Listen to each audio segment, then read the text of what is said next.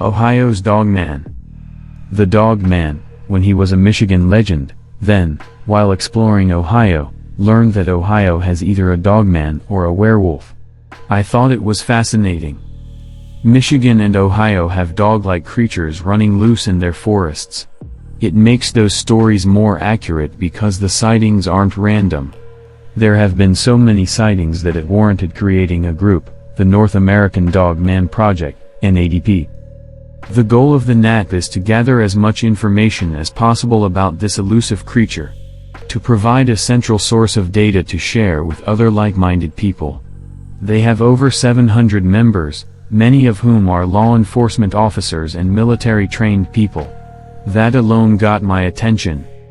These are not people prone to hysteria or making things up. They are logical, down-to-earth men and women who saw something that shook them up. Something strange and unusual enough that they formed a group of other people like them. So, what is it that is terrorizing Ohio, dogmen or werewolves? I would have to lean towards werewolves, as witnesses describe them as wolf-like. What's interesting is that the encounters aren't coming from a single county in Ohio. The reports are from all over Ohio, which makes the stories more believable because there aren't one or two instances. Hundreds of witnesses have seen this wolf creature. The first reported sighting of the Dogman was in 1887 by two loggers in Michigan. Since then, sightings of this cryptid have come in from all over the United States. This week's article is about the Ohio Dogman, and the first report was from Defiance, Ohio.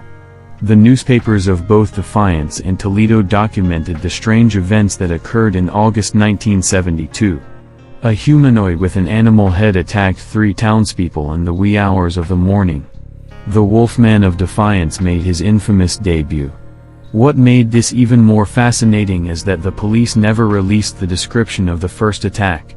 Then, a week later, another report describing the same creature came in. The police took these calls seriously because of that. However, even with the heightened alerts and intense investigations by the police, the sightings continued for a few more weeks. All the witnesses described these creatures as either wolfmen or very hairy. The police tried to downplay the hysteria by saying it was a human wearing a mask. The police theory that it was a human playing a practical joke didn't convince the townspeople.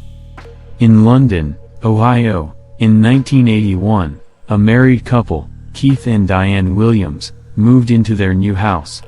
The house located in the wooded part of town can be spooky. Primarily, when Keith worked and attended night school, Diane has left alone a lot. It's not unusual, then, that Diane reported seeing eyes outside her window. Animals live in the woods, and seeing lights reflect off their eyes isn't that strange. Except these eyes followed her every movement from one side of the house to the other. Not something animals would do. Her husband, Keith, didn't believe her and thought it was some critter. When he got home, he investigated. He checked out the woods and around the property but never discovered any evidence. Until one morning, he bought donuts for breakfast. Keith got in his car, started up the engine, and checked the rearview mirror. Glowing eyes were staring straight at him in the mirror. I would assume Keith became a believer after that. Central Ohio near Columbus again in August. Does anyone else see that most of these sightings are happening during August?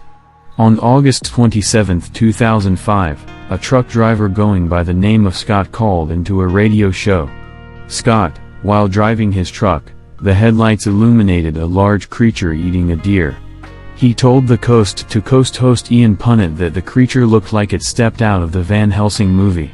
In 2010, in Allen County, Ohio, resident wishing to remain anonymous saw a strange beastie. He was talking to his sister when he saw a humanoid creature through the back door. His sister's back was facing the backyard when he saw the creature run across the bean field toward the neighbor's pond. He described it as being 6 feet tall with gray or pink skin and long ears like a Doberman. The startled witness said the creature was muscular as hell. Even more interesting is that the witness only saw the back as it was running.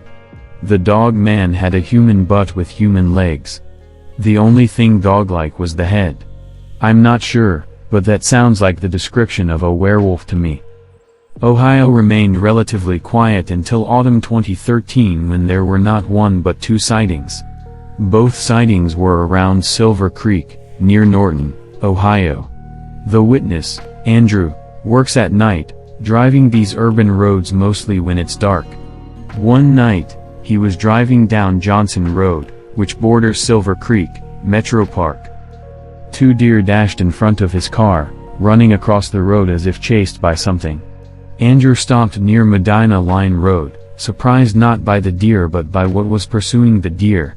He described them as being between 6' and 7 feet tall. He reported there were 3 of them, and the creatures were running in formation. Like our anonymous friend from earlier, Andrew said they were very muscular. Lightning was fast and bipedal, and everything happened in seconds. 2 different witnesses report similar sightings from 2 other locations. One report is from Allen County, and the other is from Summit County. The distance between the 2 counties is 156 miles, so they are not that close to each other.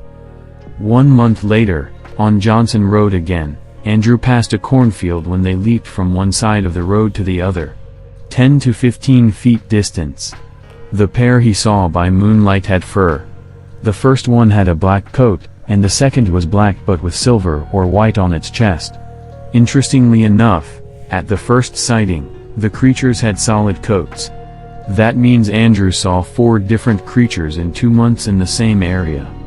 Beasties that didn't seem to care who saw them, or they were too hungry to care. In August 2014, a writer joined Andrew in going back to Silver Creek to look for evidence. Unfortunately, their investigation coincided with the fall family outing. It appears, though, that the cryptids aren't interested in humans. There have been no reports of missing or mutilated humans. So far, there have been so many reports and sightings of the Ohio Dogman. It makes it hard to disbelieve in this type of monster.